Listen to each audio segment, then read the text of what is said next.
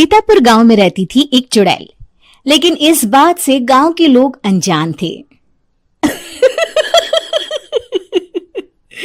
जब तक पूरे गांव की एक एक औरत के गहने मेरे पास नहीं आ जाते, मैं इस गांव को छोड़कर नहीं जाऊंगी, चाहे इसके लिए मुझे लोगों को गायब भी क्यों ना करना पड़े। दूसरी तरफ गांव की औरतें बात कर रही थी। अरे सुन रही हो, ये देखो मैंने कल ही नया हार बनवाया है सोने का, कैसा लग रहा है? बहुत ही अच्छा है ना, पहले तुम पहनो, फिर शादी में अपनी होने वाली बहू को दे देना।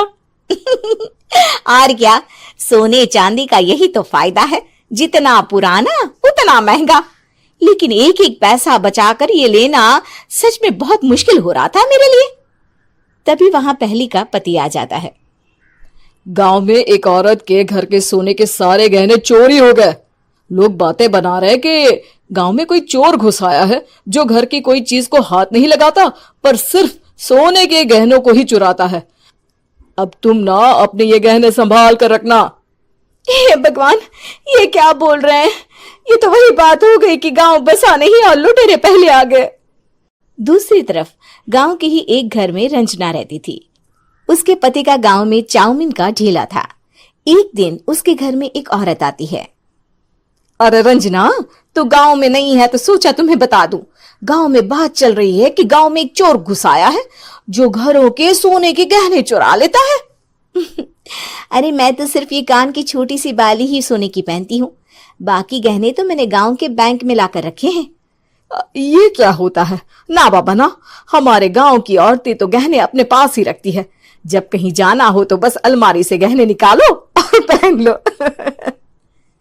दूसरी तरफ एक औरत हाथ में टोटके वाली छोटी सी गुड़िया लेकर घर में चली आती है। अरे कोई है? घर की औरत है क्या? क्या है ये गुड़िया?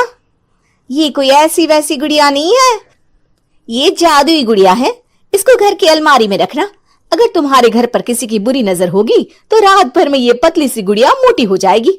मैं कल आकर ये गुड़िया ले जाऊंगी और तुम्हारे घर की सारी बुरी नजर छूट जाएगी, समझी? अरे वाह, ये तो बहुत कमाल की गुड़िया है, दे दो। कितने की है एक?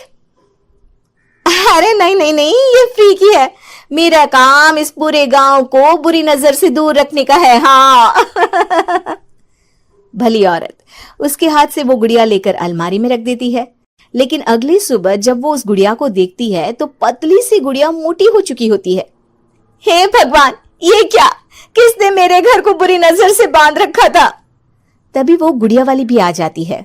मैंने कहा था ना, घर पर बहुत ज्यादा बुरी नजर है, लाओ ये गुड़िया मुझे दे दो। औरत वो गुड़िया उठाकर उसे दे देती है।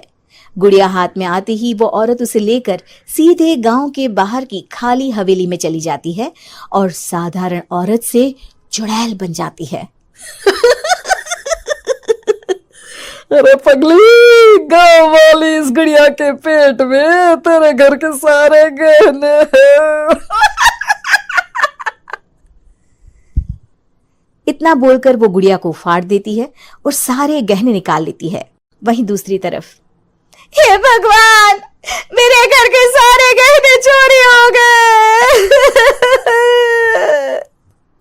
उस औरत के घर के आसपास लोगों का जमावड़ा हो जाता है और लोग बातें करने लगते हैं। लो जी, ये भी घर गया। पता नहीं कौन चोर है जो इतनी होशियारी से गहने चुरा लेता है। कुछ समझ में नहीं आ रहा कि कौन है। लोग तो घर से कहीं जाते भी नहीं है, न ताला लगे न घर खाली हो, फिर भी रातों रात गहने चोरी हो जाते हैं। अरे हम तो कहते हैं लोगों को बारी बारी चौकीदारी करनी चाहिए, चोर को तो पूरे गांव वाले मिलकर पकड़ ही लेंगे। लोग बारी बारी घरों की चौकीदारी भी करते हैं, लेकिन चोरी होने का सिलसिला रुकता ही नहीं। फिर एक दिन रंजना के पड़ोस से भी रोने की आवाज आती है। अरे आज ही घर की बुरी नजर उतरी और आज ही सारे गहने भी चोरी हो गए। कैसी बुरी नजर? क्या हुआ था? तभी वहां उस औरत का पति भी आ जाता है जिसके घर में गहनों की चोरी हुई थी। हाँ, मेरी बीवी ने भी किसी गुड़िया को घर में बुरी नजर उतारने के लिए रखा था, लेकिन अगले दिन गहने चोरी हो गए। अब रंजना को कुछ कुछ बात समझ में आ जाती है। वो गांव वालों से कहती है, देखिए अब आप लोग चिंता ना करें, जल्द ही चोर पकड़ा जाएगा। उस नजर उतारने वाली गुड़िया को आज मेरे घर कोई भेज देना। फिर क्या था, चुड़ैल को लोग रंजना के घर भेजते हैं। पहली बार देखा है कोई खुद लुटने को तैयार बैठा है। तो तू है जिसे घर की बुरी नजर उतारनी है? ये ले गुड़िया, ये सुबह तक मोटी हो गई तो समझो तुमको और तुम्हारे घर वालों को नजर लगी है। हाँ हाँ, मैंने काफी सुना है। तुम ये गुड़िया मेरे घर छोड़ देना। अरे क्यों नहीं, कल सुबह आऊंगी जब गुड़िया तुम्हारे घर की सारी बुरी नजर लेकर मोटी हो जाएगी, ठीक है? अब क्या था, रात को रंजना ने पूरी नजर गुड़िया पर रखी। वो अपने पति और गांव के कुछ लोगों को घर की खिड़की से घर के अंदर नजर रखने को कह देती है, और फिर जो नजारा सब देखते हैं वो हैरान करने वाला होता है। गुड़िया धीरे से अलमारी खोलकर बाहर आती है। अलमारी के सारे गहने लेकर घर में जहां जहां गहने होते हैं वो लेकर अपने मुंह से खा जाती है। वो जितने गहने खाती उतनी ही मोटी हो जाती और फिर अलमारी में बंद हो जाती है। गांव वाले डर के मारे वहीं बेहोश हो जाते हैं। लेकिन सुबह जब वो औरत गुड़िया लेने आती है, रंजना उसका सामना करती है।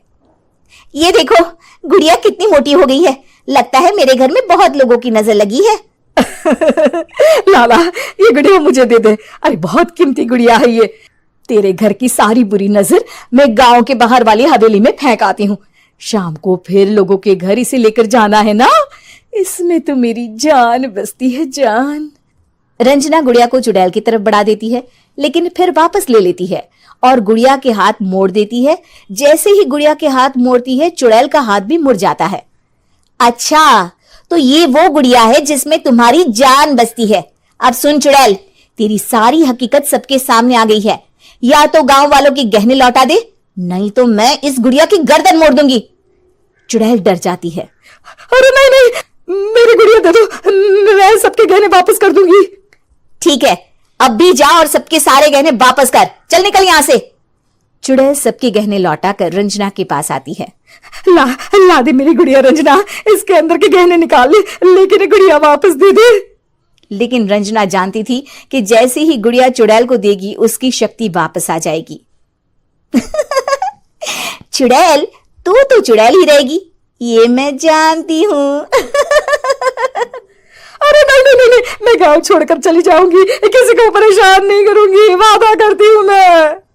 लेकिन रंजना उसकी एक बात नहीं सुनती और गुड़िया का सर उसके शरीर से अलग कर देती है। चुड़ैल सर अलग होते ही गायब हो जाती है। गांव वाले रंजना के साहस और बुद्धि की खूब प्रशंसा करते हैं।